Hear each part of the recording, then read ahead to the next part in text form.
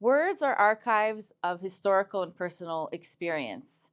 We all know that language is constantly changing. The English that we speak today is not the English that we spoke as children. The word selfie, which I probably say all the time and hear all the time, didn't exist when I was a kid.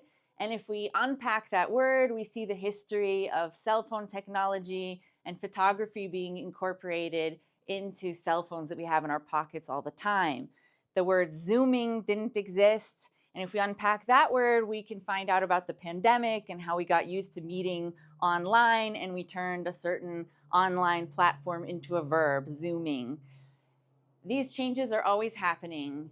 The more extreme a historical event, the more radical the changes in language will be. That's why during World War I, British soldiers were writing home to their families and commenting on the fact that they were hearing new words all the time. They were interested in those words as a part of their experience, and they left those new words behind as a record of that change that they felt internally while they were fighting in the war. I'm especially interested in the way that the Holocaust changed language. And this is something that I researched through my recent book, Occupied Words, What the Holocaust Did to Yiddish.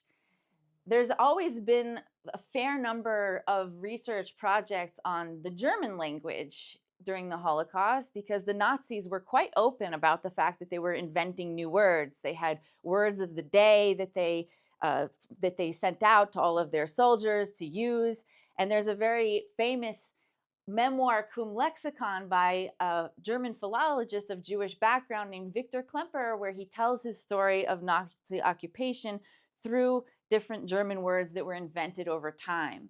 But interestingly, very little has been said about Yiddish during the Holocaust, and that's a shame, and it's surprising since Yiddish was actually the language of 80% of the Holocaust victims.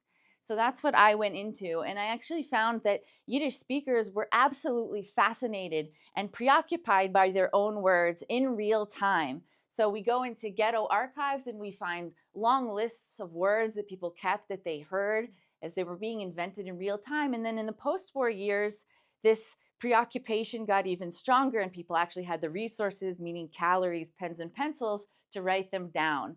And one researcher actually collected over 3,000 neologisms, so words that were either invented in Yiddish or that they changed in meaning so drastically that they felt like new words. And he wasn't the only one. There were multiple dictionaries of this sort. So what do these words tell us? First of all, they tell us that language was an incredibly important part of people's experiences and self-perceptions at the time. But we can also go into the particular words and see what was important, what were people talking about, and what did it feel like to try to communicate under these circumstances. So as one example, we can look at the word malach, which before the war, and usually it just means angel in Yiddish. But in the Kovna ghetto in Lithuania, it came to mean an underage child who was paid to do the work of an adult, an angel, a malach. So a rich person could pay a child to do forced labor for them.